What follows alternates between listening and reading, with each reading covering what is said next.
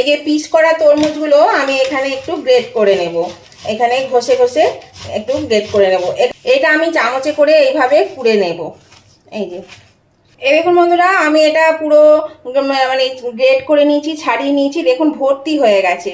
তো এটা আমি ম্যাশারে করে আর একটু চিপে দেবো। এই যে এই তরমুজগুলো একটু বড় বড় আছে, এগুলো তাহলে ভালো গলে যাবে, সেই জন্য আমি একটু এরকমভাবে চেপে দেবো। এই দেখুন বন্ধুরা, আমি এটা যতটা পারলাম ম্যাশ করে নিলাম। এই দেখুন বন্ধুরা, এখানে আমি একটা ছাঁকনি নিয়ে নিয়েছি আর একটা পাত্র নিয়ে নিয়েছি, এর মধ্যে আমি এটা ছেঁকে নেব।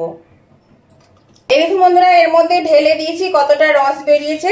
আর এই যে এটা থেকেও কিন্তু রস বেরোবে, এটা একটু চামচে করে চেপে চেপে দেবো, তাহলে পরে কিন্তু এটা পুরো একদম বীজ আর রস আলাদা হয়ে যাবে।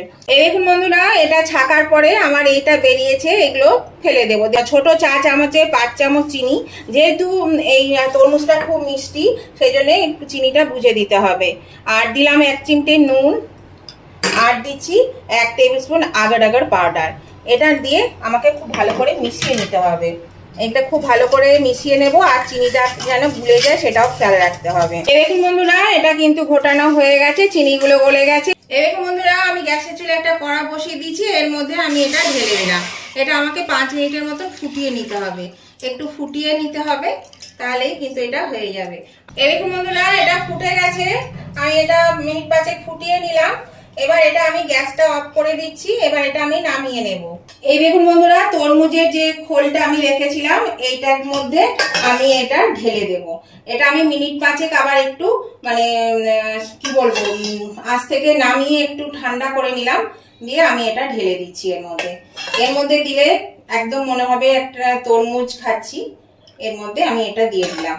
এবার এটা একটু নর্মাল টেম্পারেচারে রেখে দেব, তারপরে এটা আমি ফ্রিজে ঢোকাবো, কারণ ঠান্ডা হবে, গরম ভাবটা যাবে, তবে তো ফ্রিজে ঢোকাতে পারবো। এখানে আমি এই চামচের 1 চামচ চিয়া সিড দিয়ে দিলাম। এই দেখুন বন্ধুরা, আমি 2 ঘন্টা পরে ফিরে এলাম, দেখুন কি সুন্দর জমে গেছে। এইটাকে আমি এরকম ভাবে পিস করব, আমরা যেমন তরমুজে পিস করি সেই রকম ভাবে এটাকে পিস করব। এই দেখুন বন্ধুরা, আমি কেটে নিয়েছি, আর এগুলোকে এরকম পিস করে নিয়েছি। এই যে বাটিতে যেটা ছিল, আর তরমুজের খোসার মধ্যে যেটা দিয়েছিলাম সেটা এরকম লম্বা লম্বা করে পিস করে নিয়েছি।